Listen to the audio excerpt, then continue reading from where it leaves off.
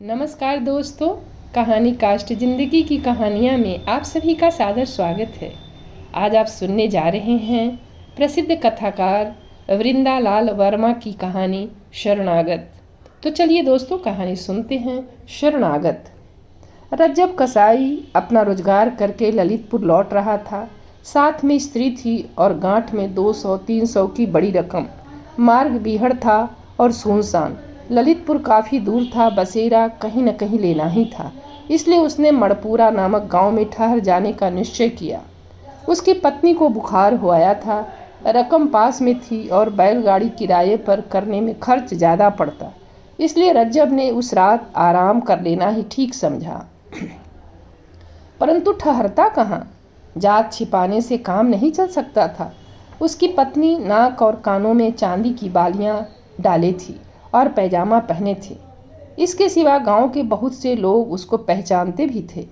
वह उस गांव के बहुत से कर्मण्य और अकर्मण्य ढोर खरीद कर ले जा चुका था। अपने व्यवहारियों से उसने रात भर के बसेरे के लायक स्थान की याचना की। किसी ने भी मंजूर न किया। उन लोगों ने अपने ढोर रज्जब को अलग अलग और लूके छिपे बेचे थे। ठहरने में तुरंत ही तरह तरह की खबरें फैलती, इसलिए सबों ने इनकार कर दिया। गांव में एक गरीब ठाकुर रहता था। थोड़ी सी जमीन थी जिसको किसान जोते हुए थे, जिसका हल बैल कुछ भी न था। लेकिन अपने किसानों से 2-3 साल का पेशगी लगान वसूल कर लेने में ठाकुर को किसी विशेष बाधा का सामना नहीं करना पड़ता था। छोटा सा मकान था, परंतु उसको गांव वाले गढ़ी के आदर व्यंजक शब्द से पुकारा करते थे और ठाकुर को डर के मारे राजा शब्द संबोधन करते थे। शामत का मारा रज्जब इसी ठाकुर के दरवाजे पर अपनी ज्वरग्रस्त पत्नी को लेकर पहुंचा। ठाकुर पौर में बैठा हुक्का पी रहा था। रज्जब ने बाहर से ही सलाम करके कहा, दाऊजू एक विनती है। ठाकुर ने बिना एक रत्ती भर इधर उधर हिले डुले पूछा, क्या? रज्जब बोला, मैं दूर से आ रहा हूँ, बहुत थका हुआ हूँ। मेरी औरत को जोर से बुखार आ गया है। जाड़े में बाहर रहने से न जाने इसको क्या हालत हो जाएगी, इसलिए रात भर के लिए कहीं 2 हाथ जगह दे दी जाए। कौन लोग हो? ठाकुर ने प्रश्न किया। हूँ तो कसाई, रज्जब ने सीधा उत्तर दिया। चेहरे पर उसके बहुत गिड़गिड़ाहट थी। ठाकुर की बड़ी बड़ी आंखों में कठोरता छा गई। बोला, जानता है यह किसका घर है? यहाँ तक आने की हिम्मत कैसे की तूने? रज्जब ने आशा भरे स्वर में कहा, यह राजा का घर है, इसलिए शरण में आया हूँ। तुरंत ठाकुर की आंखों में कठोरता गायब हो गई। जरा नरम स्वर में बोला, किसी ने तुमको बसेरा नहीं दिया? नहीं महाराज, रज्जब ने उत्तर दिया। बहुत कोशिश की, परंतु मेरे खोटे पैसे के कारण कोई सीधा नहीं हुआ और वह दरवाजे के बाहर ही एक कोने से चिपट कर बैठ गया। पीछे उसकी पत्नी कराहती कांपती हुई गठरी सी बनकर सिमट गई। ठाकुर ने कहा, तुम अपनी चिलम लिए हो? हाँ सरकार, रज्जब ने उत्तर दिया। ठाकुर बोला, तब भीतर आ जाओ और तम्बाकू अपनी चिलम से पी लो। अपनी औरत को भीतर कर लो। हमारी पौर के एक कोने में पड़े रहना। जब वे दोनों भीतर आ गए तो ठाकुर ने पूछा, तुम कब यहाँ से उठकर चले जाओगे? जवाब मिला, अंधेरे में ही महाराज। खाने के लिए रोटियां बांधे हों, इसलिए पकाने की जरूरत न पड़ेगी।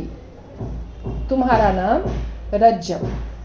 थोड़ी देर बाद ठाकुर ने रज्जब से पूछा, कहाँ से आ रहे हो? रज्जब ने स्थान का नाम बतलाया। वहाँ किस लिए गए थे? अपने रोजगार के लिए। काम तुम्हारा बहुत बुरा है। क्या करूँ? पेट के लिए करना ही पड़ता है। परमात्मा ने जिसके लिए जो रोजगार नियत किया है, यही उसको करना पड़ता है। क्या सफा हुआ, क्या नफा हुआ? प्रश्न करने में ठाकुर को जरा संकोच हुआ और प्रश्न का उत्तर देने में रज्जब को उससे बढ़कर। रज्जब ने जवाब दिया, महाराज पेट के लायक कुछ मिल गया है, यूं ही। ठाकुर ने इस पर कोई जिद न की।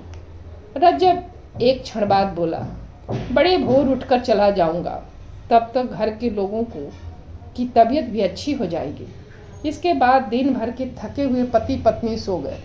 काफ़ी रात गए। कुछ लोगों ने एक बंधे इशारे से ठाकुर को बाहर बुलाया। एक फटी सी रजाई ओढ़े ठाकुर बाहर निकल आया। आगंतुकों में एक ने धीरे से कहा, दाऊजू आज तो खाली हाथ लौटे हैं, कल संध्या का शगुन बैठा है। ठाकुर ने कहा, आज जरूरत थी, खैर कल देखा जाएगा। क्या कोई उपाय किया था? हाँ, आगंतुक बोला। एक कसाई रुपये की मोट बांधे इसी ओर आया है, परंतु हम लोग जरा देर में पहुँचे, वह खिसक गया। कल देखेंगे जरा जल्दी। ठाकुर ने घृणा सूचक स्वर में कहा, कसाई का पैसा न छुएंगे। क्यों? बुरी कमाई है, उसके रुपयों पर कसाई थोड़े ही लिखा है, परंतु उसके व्यवसाय से वह रुपया दूषित हो गया है। रुपया तो दूसरों का ही है, कसाई के हाथ आने से रुपया कसाई नहीं हुआ। मेरा मन नहीं मानता, वह अशुद्ध है। हम अपनी तलवार से उसको शुद्ध कर लेंगे। ज़्यादा बहस नहीं हुई। ठाकुर ने सोचकर अपने साथियों को बाहर ही डाल दिया। भीतर देखा, कसाई सो रहा था और उसकी पत्नी भी। ठाकुर भी सो गया।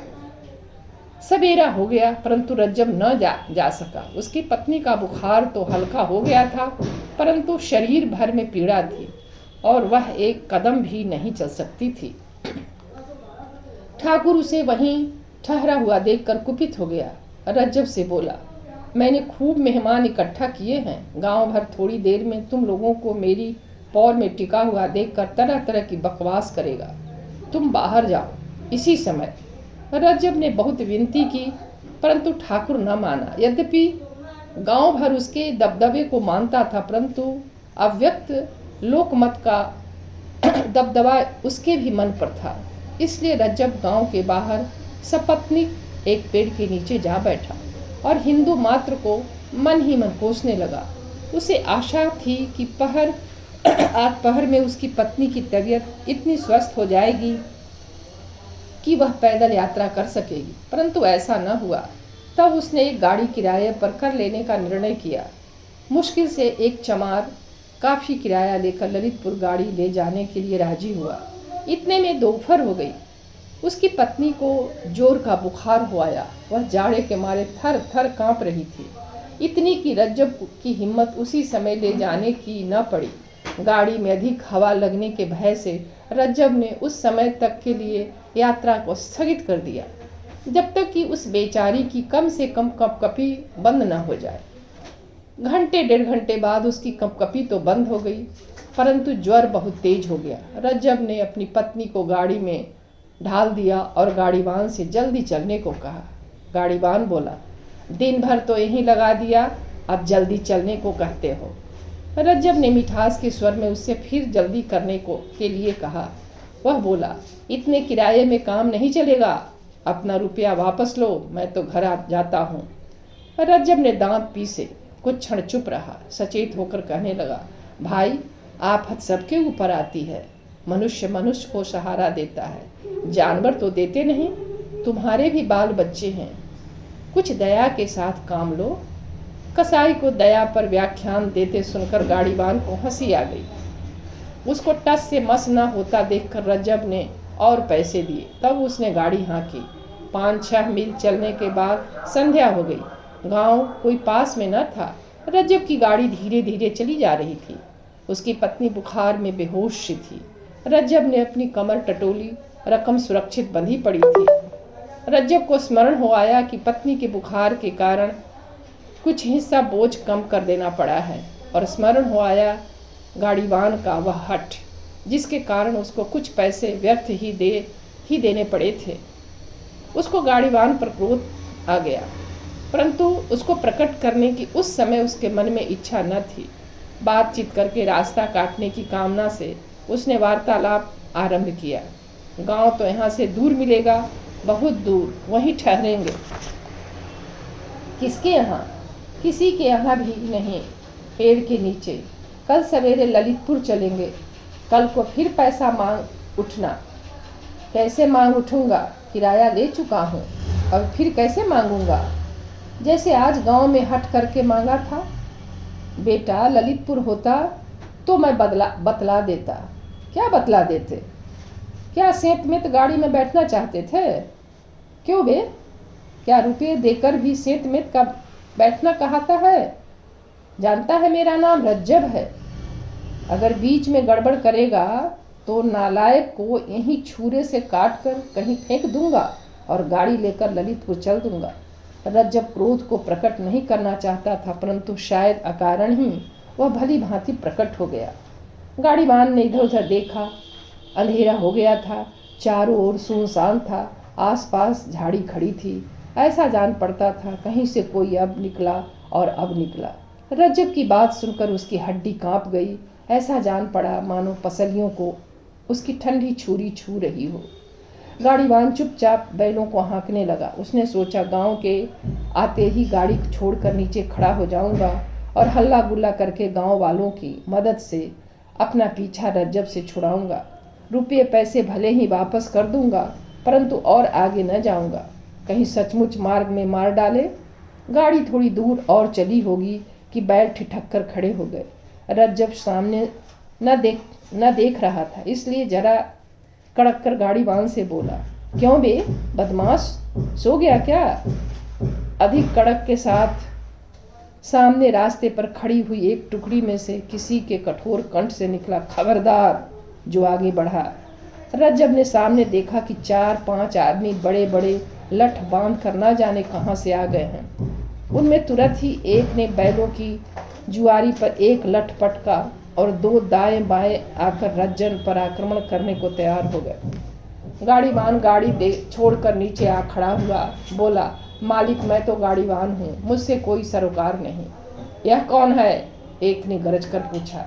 गाड़ीवान की घिघी बंद गई, कोई उत्तर न दे सका। रज्जब ने कमर की गांठ को एक हाथ से संभालते हुए बहुत ही नम्र स्वर में कहा, मैं बहुत गरीब आदमी हूँ, मेरे पास कुछ नहीं है। मेरी औरत गाड़ी में बीमार पड़ी है, मुझे जाने दीजिए। उन लोगों में से एक ने रज्जब के सिर पर लाठी उबारी। गाड़ीवान खिसकना चाहता था कि दूसरे ने उसको पकड़ लिया। अब उसका मुंह खुला, बोला, महाराज मुझको छोड़ दो, मैं तो किराए से गाड़ी लिए जा रहा हूँ। गांठ में खाने के लिए 3-4 आने पैसे ही हैं। और यह कौन है, बतला? उन लोगों में से एक ने पूछा। गाड़ीवान ने तुरंत उत्तर दिया, ललितपुर का एक कसाई। रज्जब के सिर पर जो लाठी उबारी गई थी वह वहीं रह गई। लाठी वाले के मुंह से निकला, तुम कसाई हो, सच बताओ। हाँ महाराज, रज्जब ने सहसा उत्तर दिया, मैं बहुत गरीब हूँ, हाथ जोड़ता हूँ, मुझको मत सताओ, मेरी औरत बहुत बीमार है। औरत जोर से कराही। लाठी वाले उस आदमी ने अपने एक साथी से कान में कहा, इसका नाम रज्जब है, छोड़ो, चले यहाँ से। उसने न माना, बोला, इसका खोपड़ा चकनाचूर करो। दाऊजू यदि वैसे न माने तो कसाई असाई हम कुछ नहीं जानते, छोड़ना ही पड़ेगा। उसने कहा, इस पर हाथ नहीं सारेंगे और इसका पैसा छुएंगे और न इसका पैसा छुएंगे। दूसरा बोला, क्या कसाई होने के डर से दाऊजू आज तुम्हारी बुद्धि पर पत्थर पड़ गए हैं? मैं देखता हूँ। और उसने तुरंत लाठी का एक सिरा रज्जब के छाती में अड़ाकर तुरंत रुपया पैसा निकाल देने का हुक्म दिया। नीचे खड़े उस व्यक्ति ने जरा तीव्र स्वर में कहा, नीचे उतर आओ, उससे मत बोलो, उसकी औरत बीमार है। हो मेरी बला से, गाड़ी में पड़े हुए लठैत ने उत्तर दिया, मैं कसाईयों की दवा हूँ। और उसने रज्जब को फिर धमकी दी। नीचे खड़े हुए उस व्यक्ति ने कहा, खबरदार जो उसे छुआ, नीचे उतरो, नहीं तो तुम्हारा सिर चकनाचूर किए देता हूँ। वह मेरी शरण आया था। गाड़ी वाला लठैत झक सी मार कर नीचे उतर आया। नीचे वाले व्यक्ति ने कहा, सब लोग अपने अपने घर जाओ, राहगीरों को तंग मत करो। फिर गाड़ीवान से बोला, जा रे, हाँक ले जा गाड़ी, ठिकाने तक पहुँचाना, तब लौटना, नहीं तो अपनी खैर मत समझियो। और तुम दोनों में से किसी ने भी कभी इस बात की चर्चा कहीं की तो भूसी की आग में जलाकर खाक कर दूंगा। गाड़ीवान गाड़ी लेकर बढ़ गया। उन लोगों में से जिस आदमी ने गाड़ी पर चढ़कर रज्जब के सिर पर लाठी तानी थी, उसने क्षुब्ध स्वर में कहा, दाऊजू आगे से कभी आपके साथ न आऊँगा। दाऊजू ने कहा, न आना, मैं अकेले ही बहुत कर गुजारता हूँ। परंतु बुंदेला शरणागत के साथ घात नहीं करता।